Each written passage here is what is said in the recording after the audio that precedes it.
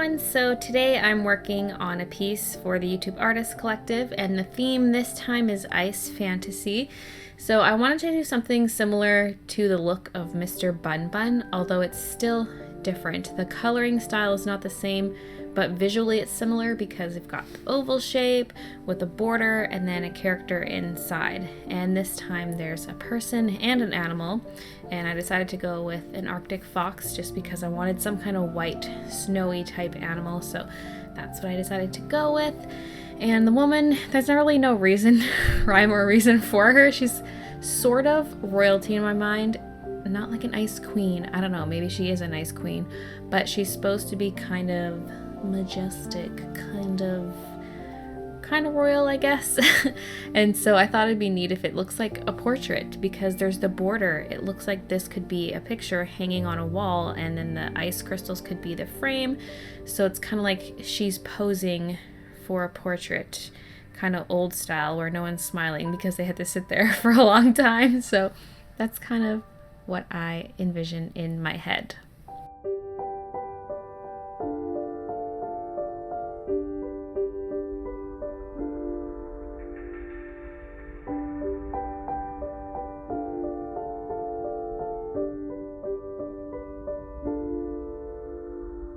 As for the color scheme, I decided to keep it very limited, so there's purple and there's blue, and actually every single thing in this picture has blue in it and purple in it.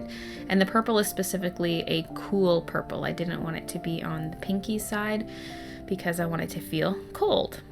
So when you're only using two colors, the way you get contrast is how much of what color you're using. So for example, her hair mostly has purple in it. There is some blue, but it's mostly purple, so it contrasts with her skin. And then I didn't want her jacket to blend in with her hair, so there's lots of blue in her jacket. But then I thought her jacket was too close to her skin tone, so I darkened the jacket. That kind of thing was going through my mind. And I had this little color mock-up on this side where the background behind them was this dark blue violet color, and that was the same color as the background around the frame.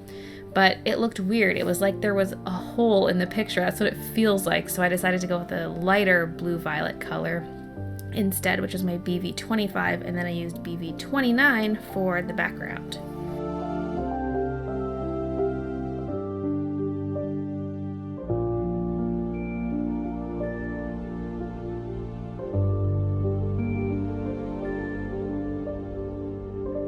If I could change one thing about this picture, I would make her forehead bigger because it's a little bit squished.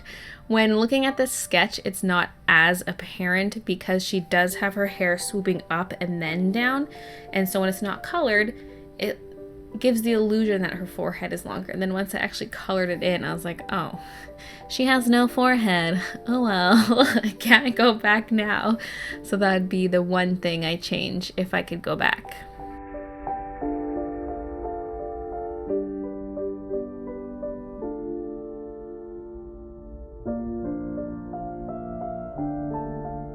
Now for the Arctic fox, I wanted him to have a fur texture, so I used my white gouache again, just like I did with Mr. Bun Bun, to add the fur around his edge. And I couldn't just do around his silhouette because the paint's actually a little bit off-white. It's slightly yellow. And so against the white of the paper, that was quite apparent. So I couldn't just do hair on his outline. I had to also do a bunch of hair strokes within him in white because you can actually see it, especially if you tilt the paper, you can see it a lot more.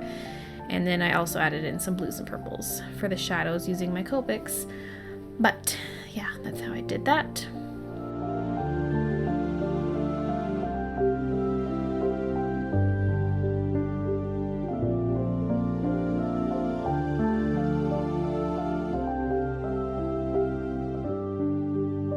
If you're gonna color in a large flat area like I am for the background, make sure you have a refill for your marker, because if you run out of ink partway through, it's gonna be a tragedy. Unless you have a really similar color, you're not gonna be able to finish the background. So I made sure that I had a refill for that color before I even started.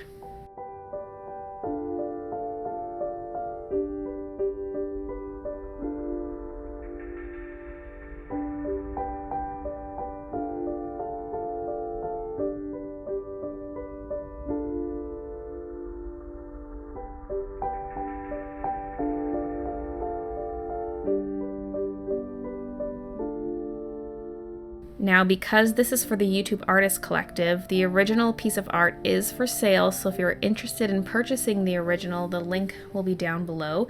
And I'll also link my usual shop, which is where you can get prints and other kind of merch like t-shirts, tote bags, phone cases, mugs, all that kind of stuff. I have that artwork available on the shop if you want to check it out.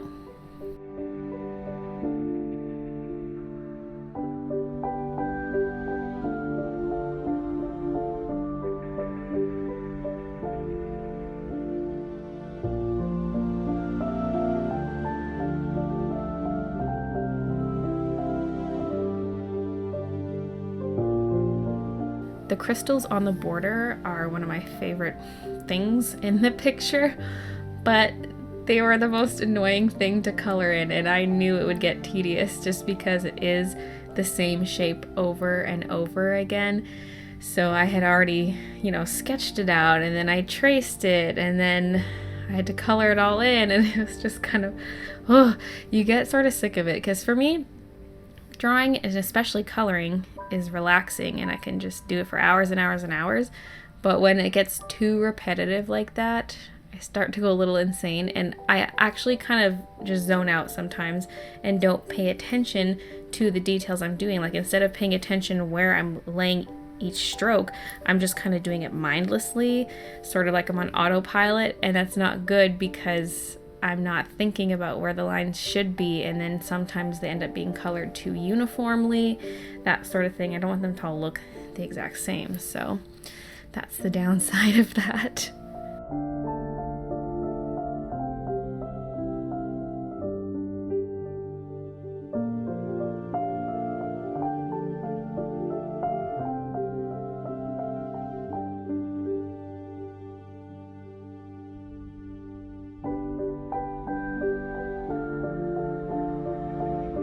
What's really exciting about the YouTube Artist Collective is that with every release day, there's a handful of us YouTubers who make videos of the art that we made, and it's all based on the same theme, so it's really fun to see how each artist interprets that theme. And there's always people coming and going from the collective, so there's always someone new to check out. So be sure to check the links in the video description to see all the pieces involved in this collab.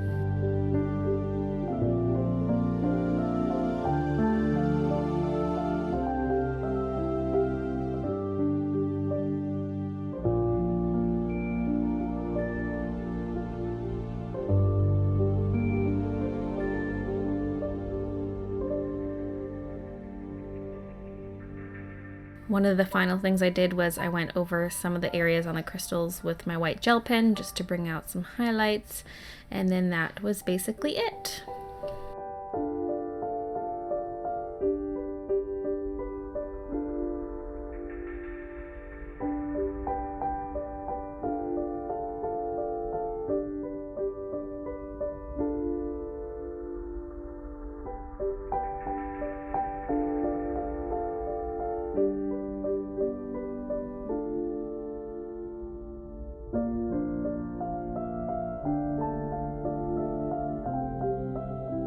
So yeah, be sure to check out the other videos that are part of the collective.